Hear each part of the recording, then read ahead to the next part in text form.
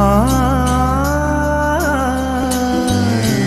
മലരായി കതിരായി പനിനീർ കണമായി കുളിരണിയും സുകൃതം മലയാളം.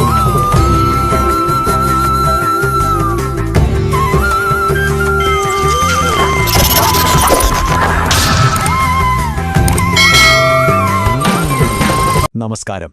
നമ്മൾ ഇന്ന് കാണുന്ന ഈ കേരളം അത് എങ്ങനെയാണ് ഇങ്ങനെയായത്? ഇതിൻ്റെ പിന്നിൽ ഒരുപാട് സാമൂഹിക മുന്നേറ്റങ്ങളുടെ കഥയുണ്ട്. പക്ഷേ ഒരു ചോദ്യം, ഈ പ്രസ്ഥാനങ്ങളൊക്കെ വന്നത് ഏത് ഓർഡറിലാണെന്ന് എപ്പോഴെങ്കിലും ആലോചിച്ചിട്ടുണ്ടോ? ഇന്നത്തെ നമ്മുടെ ഈ ചർച്ചയിൽ കേരള നവോത്ഥാനത്തിലെ ഏറ്റവും പ്രധാനപ്പെട്ട ചില പ്രസ്ഥാനങ്ങളുടെ ശരിയായ ടൈം ലൈൻ നമുക്ക് ഒരുമിച്ചൊന്ന് കണ്ടുപിടിക്കാം. അപ്പോൾ ഈ ചരിത്രത്തിലേക്ക് നമ്മൾ കടക്കുന്നത് ഒരു ചെറിയ കടങ്കഥയിലൂടെയാണ്, ഒരു പസിൽ പോലെ. ഞാൻ ആദ്യം തന്നെ നിങ്ങളോടൊരു ചോദ്യം ചോദിക്കും. അതിൻ്റെ ഉത്തരം കിട്ടിക്കഴിഞ്ഞാൽ പിന്നെ നമുക്ക് ഓരോ പ്രസ്ഥാനത്തെയും എടുത്ത് വിശദമായിട്ട് നോക്കാം, അവ തമ്മിൽ എന്ത് ബന്ധമുണ്ടായിരുന്നു എന്നൊക്കെ മനസ്സിലാക്കാം. ഏറ്റവും ഒടുവിൽ ഈ പഴയ ചരിത്രത്തിന് ഇന്ന് എന്താ പ്രസക്തിയെന്നും കൂടി നമുക്കൊന്ന് ചർച്ച ചെയ്യാം. റെഡിയല്ലേ? ശരി, അപ്പോൾ നമുക്ക് തുടങ്ങാം. കേരളത്തിൻ്റെ സാമൂഹിക ചരിത്രം തന്നെ മാറ്റിമറിച്ച കുറച്ച് പ്രസ്ഥാനങ്ങളുടെ പേരുകളാണ് ഇനി വരാൻ പോകുന്നത്. നിങ്ങളുടെ മുന്നിലുള്ള ടാസ്ക് ഇതാണ്: ഇവ രൂപീകരിക്കപ്പെട്ടതിൻ്റെ ശരിയായ ഓർഡർ കണ്ടുപിടിക്കുക. അപ്പോൾ ചോദ്യം ഇതാണ്: ഈ കാണുന്ന 5 പ്രസ്ഥാനങ്ങളെ അവ രൂപം കൊണ്ട വർഷത്തിൻ്റെ അടിസ്ഥാനത്തിൽ ഒന്ന് ഓർഡറിലാക്കാമോ? നോക്കിക്കേ. എ, അഖില മലബാർ കർഷക സംഘം. ബി, കേരളീയ നായർ സമാജം. സി, സഹോദര സംഘം. ഡി, സാധുജന പരിപാലന സംഘം. പിന്നെ ഇ, ആത്മവിദ്യാ സംഘം. ഒരു മിനിറ്റ് സമയമെടുത്തൊന്ന് ആലോചിച്ച് നോക്കൂ. നിങ്ങളുടെ മനസ്സിലൊരു ഓർഡർ സെറ്റ് ചെയ്യേ. ഓക്കെ, എല്ലാവരും ഒരു ഓർഡർ മനസ്സിൽ വിചാരിച്ചിട്ടുണ്ടാകും എന്ന് ഞാൻ കരുതുന്നു. ഇനി നമുക്ക് ശരിക്കുള്ള ഉത്തരം എന്താണെന്ന് നോക്കിയാലോ? കേരള നവോത്ഥാന ചരിത്രത്തിലെ ആ ടൈം ലൈൻ ഇതാ വരുന്നു. ഇതാണ് കറക്റ്റ് ഓർഡർ. ആദ്യം വരുന്നത് സാധുജന പരിപാലന സംഘമാണ്. അതിനുശേഷം കേരളീയ നായർ സമാജം. പിന്നെയാണ് ആത്മവിദ്യാ സംഘവും സഹോദര സംഘവും വരുന്നത്. ഏറ്റവും അവസാനം അഖില മലബാർ കർഷക സംഘം, അതായത് D, B, E, C, A. നിങ്ങളുടെ ഉത്തരം ശരിയാണോ? ഇനി എന്തുകൊണ്ടാണ് ഈ ഓർഡർ ഇങ്ങനെ വന്നതെന്നും ഓരോ സംഘടനയും എങ്ങനെയാണ് അടുത്തതിലേക്ക് വഴിവെച്ചതെന്നും നമുക്ക് ഡീറ്റെയിൽ ആയിട്ട് തന്നെ നോക്കാം. ദാ ഈ ടൈം ലൈൻ ഒന്ന് നോക്കിക്കേ. 1907 തുടങ്ങുന്നു, 1937 വെറും 30 കൊല്ലം. ഈ 30 വർഷം കൊണ്ട് കേരളത്തെ അടിമുടി മാറ്റിമറിച്ച ഒരു ചരിത്രമാണ് നമ്മുടെ കൺമുന്നിലുള്ളത്. അപ്പോ ഓരോ വർഷവും ഓരോ സംഘടനയും കേരള സമൂഹത്തിൽ എന്ത് മാറ്റമാണ് കൊണ്ടുവന്നതെന്ന് നമുക്കിനി ഒന്നൊന്നായി നോക്കാം. അപ്പോൾ നമ്മുടെ ഈ ചരിത്രയാത്ര തുടങ്ങുന്നത് 20-ാം നൂറ്റാണ്ടിന്റെ തുടക്കത്തിൽ നിന്നാണ്. സാമൂഹിക മാറ്റത്തിന് ഫൗണ്ടേഷനിട്ട് അടിത്തറ പാകിയ 2 പ്രധാനപ്പെട്ട സംഘടനകളെക്കുറിച്ചാണ് നമ്മൾ ആദ്യം തന്നെ സംസാരിക്കാൻ പോകുന്നത്. 1907, സ്ഥലം വെങ്ങാനൂർ. മഹാത്മാ അയ്യങ്കാളിയുടെ നേതൃത്വത്തിൽ രൂപം കൊണ്ട സംഘടനയാണ് സാധുജന പരിപാലന സംഘം. എന്തിനായിരുന്നു ഈ സംഘടന?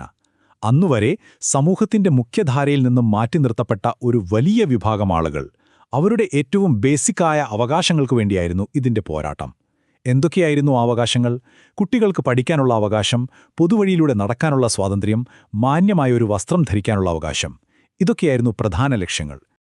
അയ്യൻകാളിയുടെ ഈ വാക്കുകളൊന്ന് ശ്രദ്ധിച്ചു കേൾക്കണം. ഞങ്ങളുടെ കുട്ടികൾക്ക് സ്കൂളിൽ പഠിക്കാൻ അവസരം തന്നില്ലെങ്കിൽ നിങ്ങളുടെ പാഠങ്ങളിൽ പണിയെടുക്കാൻ ഞങ്ങളുണ്ടാവില്ല. ഇത് വെറുമൊരു ഡയലോഗായിരുന്നില്ല. കേരള ചരിത്രത്തിലെ ആദ്യത്തെ കർഷക തൊഴിലാളി സമര പ്രഖ്യാപനമായിരുന്നു അത്.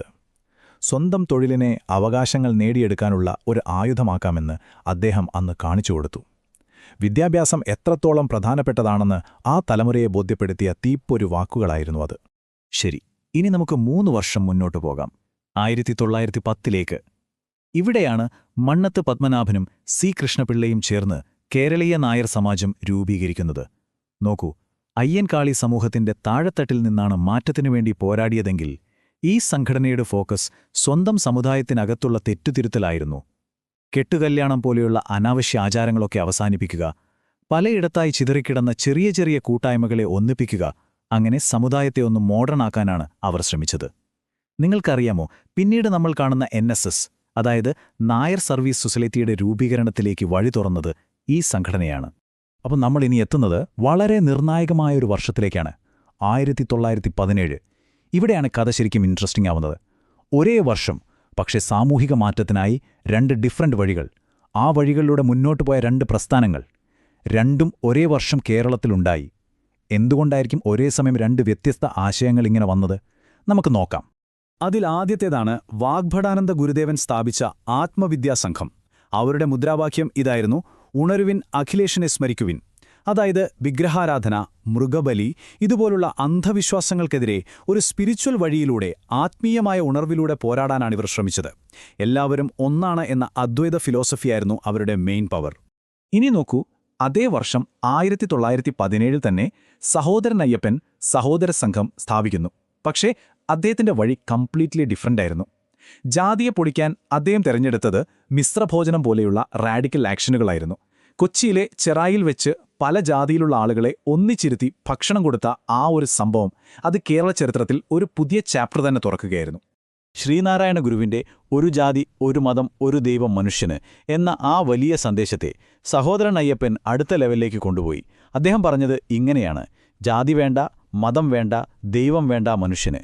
ഇത് സാമൂഹിക പരിഷ്കരണത്തിൽ യുക്തിചിന്തയുടെയും ഹ്യൂമാനിറ്റിയുടെയും വളരെ പവർഫുള്ളായൊരു പ്രഖ്യാപനമായിരുന്നു. ശരിക്കും പറഞ്ഞാൽ അയ്യൻകാളി തുടങ്ങിവെച്ച ആ അവകാശ പോരാട്ടങ്ങൾക്ക് ഒരു പുതിയ റാഡിക്കൽ മുഖം കൊടുക്കുകയായിരുന്നു സഹോദരൻ അയ്യപ്പൻ. അപ്പോ കണ്ടില്ലേ, ലക്ഷ്യം ഒന്നുതന്നെ, സോഷ്യൽ ചേഞ്ച്. പക്ഷെ വഴികൾ എത്ര വ്യത്യസ്തമാണെന്ന് നോക്കൂ. ഒരു സൈഡിൽ വാഗ്ഭടാനന്ദൻ ആത്മീയമായ ഉണർവിലൂടെ അനാചാരങ്ങളെ മാറ്റാൻ ശ്രമിക്കുന്നു. മറുസൈഡിലോ സഹോദരൻ അയ്യപ്പൻ യുക്തിവാദം ഉപയോഗിച്ച് ഡയറക്റ്റ് ആക്ഷനിലൂടെ ജാതി വ്യവസ്ഥയെ മൊത്തത്തിൽ ചോദ്യം ചെയ്യുന്നു. ഇതുവരെ നമ്മൾ സംസാരിച്ചത് കൂടുതലും സാമൂഹികവും ആത്മീയവുമായ മാറ്റങ്ങളെപ്പറ്റിയാണല്ലോ. പക്ഷേ ഓർക്കുന്നുണ്ടോ അയ്യങ്കാളിയുടെ ആ സമരപ്രഖ്യാപനം? അവിടെ ഒരു തീപ്പൊരിയുണ്ടായിരുന്നു, സാമ്പത്തിക അവകാശങ്ങൾ എന്ന തീപ്പൊരി. ആ ചെറിയ തീപ്പൊരി ഒരു വലിയ കാട്ടുതീയായി മാറിയ ഒരു കാലഘട്ടത്തിലേക്കാണ് നമ്മളിനി പോകുന്നത്. അപ്പോൾ നമ്മുടെ ടൈം ലൈനിലെ ലാസ്റ്റ് സ്റ്റോപ്പ് 1937 മലബാറിൽ രൂപം കൊണ്ട അഖില മലബാർ കർഷക സംഘം. പി കൃഷ്ണപിള്ള, AKG, EMS അങ്ങനെയുള്ള വലിയ നേതാക്കളുടെ നേതൃത്വത്തിൽ ഇവിടെ പോരാട്ടത്തിന്റെ ഫോക്കസ് മാറി. ജാതിയിൽ നിന്നും മതത്തിൽ നിന്നും അത് വർഗത്തിലേക്ക്, അതായത് ക്ലാസ്സിലേക്ക് മാറി. ജന്മിമാരുടെ സാമ്പത്തിക ചൂഷണത്തിൽ നിന്ന് കർഷകരെ രക്ഷിക്കുക, അതായിരുന്നു ഇവരുടെ മെയിൻ ഗോൾ. അവരുടെ ആവശ്യങ്ങൾ വളരെ ക്ലിയറും പ്രാക്ടിക്കലുമായിരുന്നു. എന്തൊക്കെയാണെന്നോ: അന്യായമായി പണം പിരിക്കുന്നത് നിർത്തണം, കർഷകരെ ഭൂമിയിൽ നിന്ന് ഇറക്കിവിടുന്നത് തടയണം, സാധനങ്ങൾ അളക്കുമ്പോഴും തൂക്കുമ്പോഴും ജന്മിമാർ കാണിക്കുന്ന തട്ടിപ്പുകൾ അവസാനിപ്പിക്കണം, ടാക്സിൽ ഇളവ് വേണം. ഇതൊന്നും വലിയ കാര്യങ്ങളായിരുന്നില്ല, കർഷകരുടെ ജീവിച്ചു പോകാനുള്ള അവകാശങ്ങളായിരുന്നു. ഈ സംഘടനയ്ക്ക് എന്തുമാത്രം പവർ ഉണ്ടായിരുന്നെന്ന് തെളിയിച്ചൊരു സംഭവമാണ് AKGയുടെ നേതൃത്വത്തിൽ നടന്ന പട്ടിണി ജാഥകൾ. പാവപ്പെട്ട കർഷകരുടെ കഷ്ടപ്പാടുകൾ അധികാരികളെ അറിയിക്കാൻ വേണ്ടി മലബാറിൽ നിന്ന് അന്നത്തെ ഭരണസിരാകേന്ദ്രമായ മദ്രാസിലേക്ക് കിലോമീറ്ററുകളോളം കാൽനടയായി നടത്തിയ യാത്രകൾ, അതൊക്കെ കേരള ചരിത്രത്തിലെ മറക്കാൻ പറ്റാത്ത ഏടുകളാണ്. അപ്പോൾ 1907 തുടങ്ങി 1937 വരെ നീണ്ടുനിന്ന ഈ 30 വർഷത്തെ ചരിത്രത്തിലൂടെ നമ്മളൊരു യാത്ര ചെയ്തല്ലോ. ഇതിൽ നിന്ന് നമുക്കെന്താ മനസ്സിലാക്കാൻ പറ്റുന്നത്? ഈ പ്രസ്ഥാനങ്ങളൊക്കെ നമുക്ക് വേണ്ടി ബാക്കി വെച്ചു പോയ ആ പൈതൃകം, ആ ലെഗസി എന്താണ്? ഈ ടൈം ലൈനിലേക്ക് നമുക്ക് ഒന്നുകൂടി നോക്കാം. കണ്ടോ, ഏറ്റവും ബേസിക്കായ മനുഷ്യാവകാശങ്ങൾക്ക് വേണ്ടിയുള്ള പോരാട്ടത്തിൽ തുടങ്ങി, പിന്നെ സ്വന്തം സമുദായത്തിനകത്തെ പരിഷ്കരണങ്ങളിലൂടെ കടന്നുപോയി, ആത്മീയവും യുക്തിപരവുമായ പുതിയ ചിന്തകളിലൂടെ വളർന്നു, അവസാനം സാമ്പത്തിക അവകാശങ്ങൾക്ക് വേണ്ടിയുള്ള വർഗസമരങ്ങളിലേക്ക് വരെ എത്തി. കേരളത്തിന്റെ ആ സോഷ്യൽ ട്രാൻസ്ഫോർമേഷന്റെ ഒരു കംപ്ലീറ്റ് പിക്ചർ ഇതിലുണ്ട്. ഒരു കാര്യം നമ്മൾ ശ്രദ്ധിക്കണം, ഓരോ പ്രസ്ഥാനവും അതിനു മുൻപ് വന്നതിന്റെ തോളിൽ ചവിട്ടിയാണ് അടുത്ത സ്റ്റെപ്പിലേക്ക് കയറിയത്.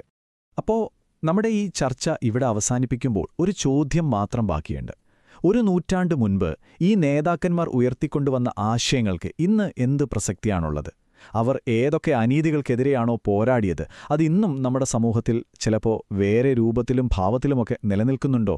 ഇതൊന്നാലോചിച്ച് നോക്കുക. മറ്റൊരു വിഷയവുമായി നമുക്ക് വീണ്ടും കാണാം. നന്ദി.